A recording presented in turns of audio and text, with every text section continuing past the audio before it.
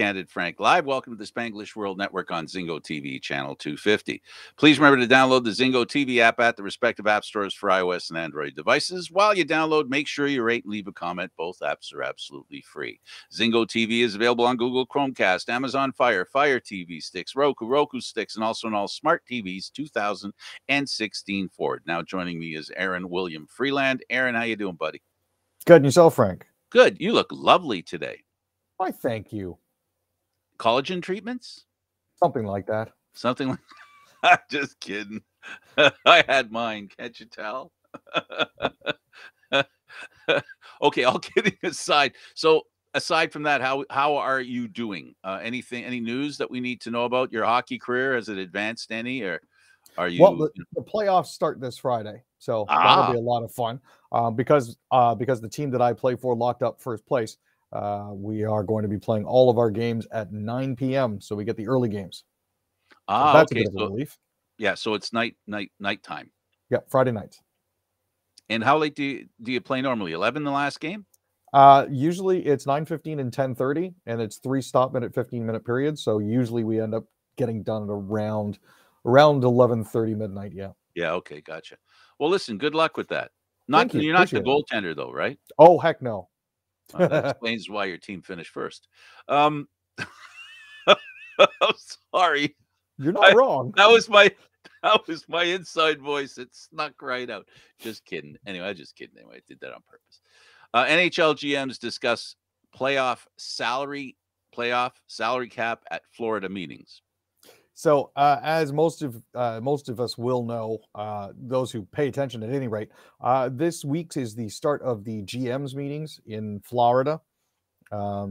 So basically what's happening here is they're looking at the fact that Nikita Kucherov managed to sit out an entire 56-game season on long-term injured reserve and then notched 32 points in 23 playoff games. Some teams were, raising issue with the fact that they were technically speaking $18 million over the cap. Mm-hmm. Now, Brad Treliving has said that nobody thinks there's been an abuse of it to an extent that there's something that needs to be done, but it is something that teams need to be aware of. So.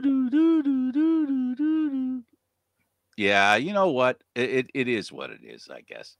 The Senators, McCarron scores twice at Predators as Predators beat the Canadiens 7-4. Yeah, so this was a bit of a mismatch. Unfortunately, it started out close enough, but every game starts 0-0. So, but after trailing 4-1, Montreal scored 3 goals in under 2 minutes in the second period to tie it up. Thought they could hold it, but unfortunately, it went downhill from there. So another loss for St. Louis and the Habs, and actually led to some interesting byplay. Justin Bieber was playing a show in Montreal, and apparently some fans got testy, and he asked them how they liked their current playoff seating. He got booed.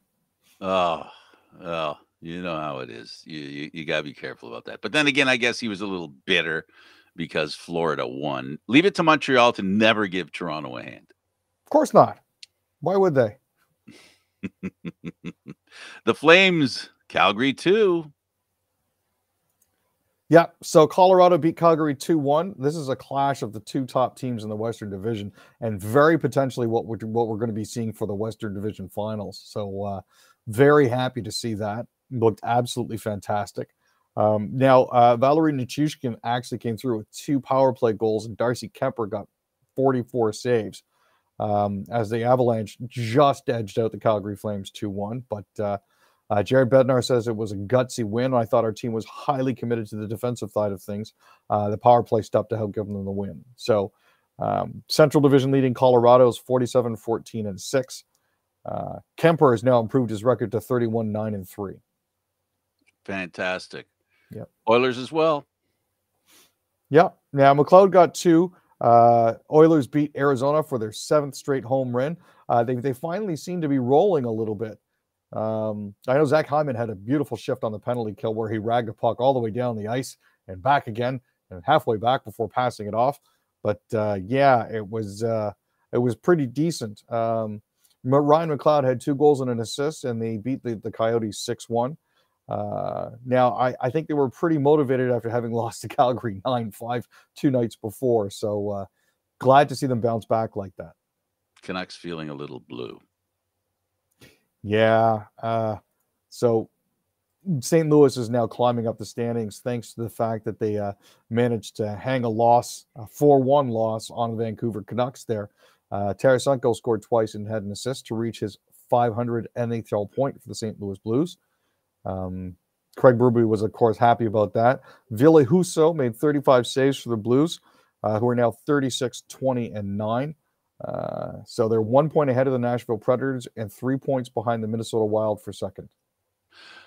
Kyle Dubas asked about officiating, responded. Well, I don't know if some of you saw the video that's out there, but Dubas, of course, said it was just fine. I'm certain some reporters were trying to get him to try to blink twice if he was being held hostage about that sort of thing. One of the things the NHL actually made it very clear about going into these meetings, and it's been reported through other sources, so it's not just me pulling something out here. They have mentioned that teams will be heavily fined if anything comes out of these GMs meetings that's critical of the officiating. So a lot of teams have been biting their tongue when it comes to this sort of thing. But Dubas is saying that we wish that the way that Matthews played would draw more penalties. But he's currently sitting way down 304th when it comes to the number of penalties drawn, as compared to Michael Bunting, who's third overall, having drawn 37 penalties. I'm guessing that the referees are figuring Michael Bunting draws enough that we don't have to call as many in favor of Austin Matthews. So it sort of balances it out that way. We'll manage the game somewhat. No, I think there's a bias, and the bias is, I think it's rooted in the fact that I think one of the most hated teams in the National Hockey League is the Toronto Maple Leafs, and I really believe that. I don't think it really is all of that hidden of a bias either, based on the fact that Taylor Hall hit Yavushkin in the head and gave him a concussion with his right hand in his glove. According to NHL Rule 46.15, that sucker punch to the head of a player who's not suspecting it comes with a match penalty, 5 minutes, and an automatic game suspension. However, because nothing was called by the referees on that particular play, Hall got a $5,000 fine, which is the most that he can be fined under the current CBA. So, they get away with one there. There's always an excuse when a Bruin's up. Well, they did give Brad Marchand 10. They did give Brad Marchand 10 minutes for cross-checking John Tavares and then chirping at the referees. So, I guess that's something. But let's be honest, the fact that the referees missed it and that no additional penalty was levied after I have the fact. A question. Yeah. I have a question. Since when does there have to be a penalty called for there to be a suspension? This is true. They have done supplementary discipline before. I was waiting to actually see how fast the NHL announced something like that, because I know that it was partway through the third period when they announced that Matthews would be having an in-person hearing concerning his cross-check during the Winter Classic. So the fact that nothing was called here on a fairly obvious injury. And it took a while for them to arrive at a conclusion that it needed to be considered. A little longer. But how often do we hear about we hear the media, we hear the announcers go, well, he'll probably get suspended for that. But we don't hear the league saying we're looking into it in the middle of a game. Unless it's the Leafs.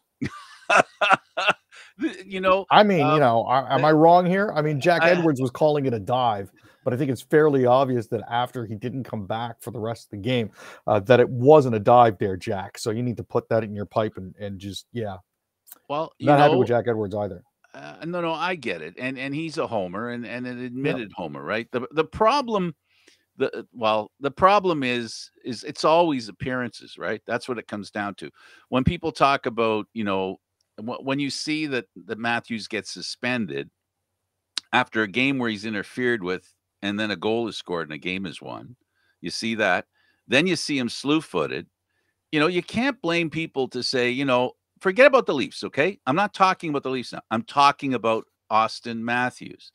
That, he's not getting away with anything, but he Nope. is a victim of other people breaking the rules against him. And is it something in hockey that is inherent in hockey that isn't like where Gary Bettman originally came from, which is basketball, where basketball protects their stars, where hockey doesn't? Is that what it is? Or does it depend which star we're talking about? The prevailing sentiment seems to be here to protect the feelings of the referees. And that's, well, I think, what they gotta have thicker skin.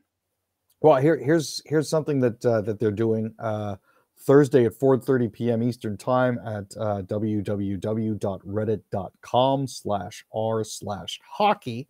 There will be an Ask Me Anything session with NHL referee Wes McCauley, which I have a feeling is going to be a bit of a tire fire. But I'll be tuning in. So if anybody else wants to tune into a live Ask Me Anything with NHL referee Tim McCauley, send me the link. I gotta check this out too. It sounds awesome. California governor rejects parole for the Manson family. Oh, yes. Wait. Back to Matthews. I forgot to mention his 49th goal. How silly. Yes. He beat Boston, and he got the league. He has the league leading 49th goal. Yeah, and it's amazing, another empty net goal. Well, you're not going to complain about it. A goal is a goal is a goal. They don't ask how, they ask how many. But he before these last few games, he wasn't out there for empty nets much. No, he right. He Hyman was, and then you get Marner out there, and you get some other players are out there. Mostly players are not worried. They say, remember, if you listen to the media guys, the guys doing the calls and all that, they refer to the fact that the Leafs don't want Matthews out there because they're worried that he'll try to stop a shot, and you don't want him. He's had some injury issues, some bad luck with pucks, right, and sticks. So they're trying not to basically tempt fate. This is true, but I mean, at some point, you've got to knuckle up and just sort of say, well, he's closing in on 50. You may as well try to get it for him. Absolutely. So California governor rejects parole for Manson family member. So this is one of the few things that I agree with California Governor Gavin Newsom on. On Tuesday, he blocked parole for Leslie Van Houten, reversing a panel's recommendation that she be freed after spending almost 50 years in prison. Baby. Van Houten is currently 72. Rich Pfeiffer, her attorney, disputed that view and said the decision was going to be appealed, even though Governor Newsom said he's overturned it. So, yeah, apparently they're of the belief that she's reformed. Murder and various murders in the Hollywood Hills. In fact, the Beatles wrote a song about that whole thing. So, the war is reshaping how Europe spends. So after several decades of relative peace, a lot of countries in Europe are being forced to reconsider how they're spending in light of Russian aggression in Ukraine. This is taking a focus away from essentials like agricultural and energy and putting a focus on military and humanitarian assistance. Education and social services are likely to be cut as well for a lot of these European countries. So it's a watershed moment for a lot of these countries because they didn't think that they'd have to pivot like this again. So we'll have to see how the rest of this plays out. The real estate boom's a big thing, and a lot of people's homes are worth a lot more. Unfortunately, for some, there's been a collapse from a real estate company affecting some 500 homes. Yeah, this is about a company called Epic Alliance. They started buying up properties in and around Saskatoon and trying to revamp it and sell it. It's basically a fund to flip, hassle-free landlord program, and then fund to flip investors sort of circle sort of thing. Primarily BC and Ontario people are suddenly long distance landlords who are now responsible for all of these properties that they've been investing in because the company has gone bankrupt. The FCAA of Saskatchewan, or the Financial Consumers Affairs Authority, issued a temporary cease trading order in October. And in one of their Epic Hour videos in early January, it was revealed that the company had to shut down. There's a combined $115 million worth of properties, and that's all gone. Quebec drivers who turn 75 need no longer be tested for their eyesight. Now, this is a recent move by the Société de l'Assurance Automobile du Québec. They said that it's only going to be necessary for people who turn 80 now, as opposed to people who turn 75. The corporation has said that only 75-year-olds now only have to self-declare that they're able to drive, saying that this allows us to streamline and simplify our services and reduce bureaucracy so that there's less costs we have to pass on to the consumers. RNC officer sentenced to probation, community service. He was brandishing a taser at his colleagues. Say what now? Yeah, he's been handed 12 months of probation in order to do 50 hours of community service. Bernard Morgan received a conditional discharge on Monday after admitting he misused his firearm in an incident at the Royal Newfoundland Constabulary headquarters in St. John's in March 2021. Morgan apparently walked up to the front desk to chat with several of his colleagues.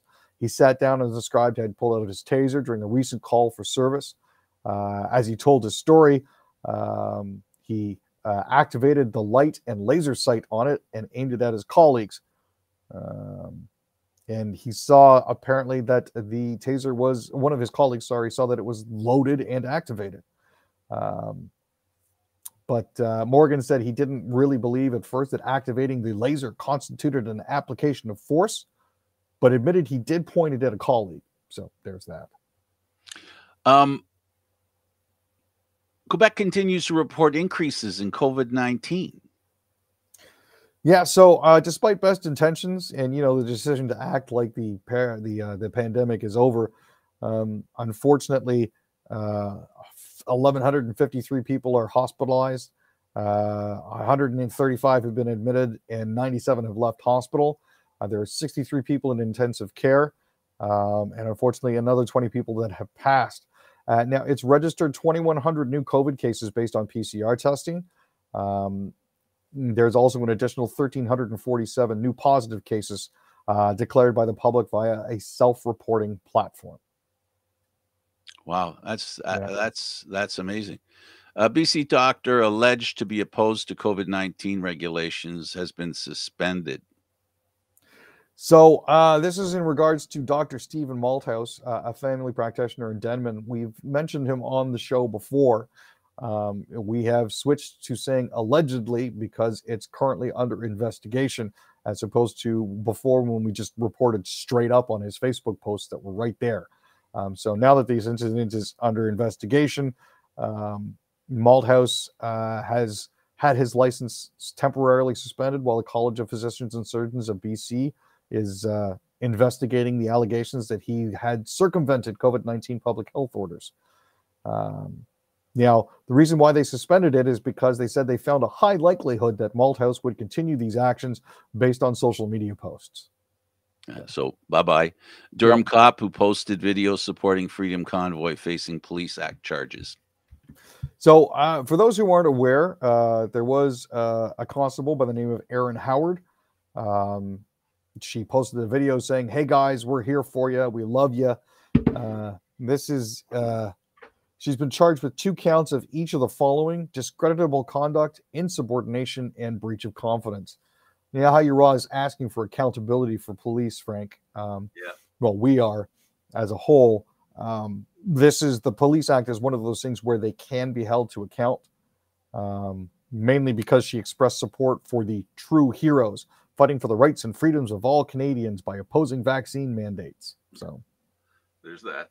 There you have it. This past couple of days, Eugene Melnick, the owner of the Ottawa Senators, passed away. Do your thing, and then I'll do mine. Okay. So Eugene Melnick passed away on Monday. As many of you know, he is the much maligned owner of the Ottawa Senators. He bought them and their home arena in 2003 for $130 million when Rod Brydon, the previous owner, went bankrupt. Now, in between now and back then when he bought it, unfortunately, the team has gone through some tough times. There's been the infamous hashtag Melnick out. There has been a string of successes, a string of failures. He tried to build a new arena in 2019, and that failed. But for the most part, he's done the best that he can. Now, he was suffering from liver disease, and he got a transplant in 2015, which helped extend his life significantly, which is good.